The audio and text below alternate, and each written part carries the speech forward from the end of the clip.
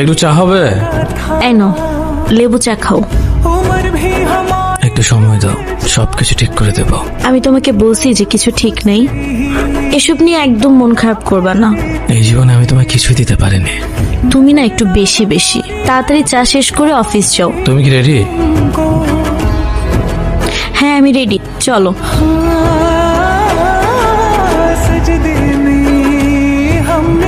New মার্কেটের ভাড়া এখান থেকে 30 টাকা, আর আপনি 50 টাকা চাচ্ছেন। চলো যাই। আরে না না, হয়তো কেন বেশি টাকা দিব। মামা আপনি জানতো।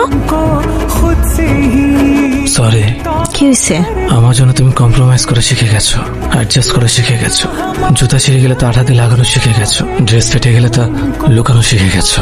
আর কি কি শিখবা তুমি?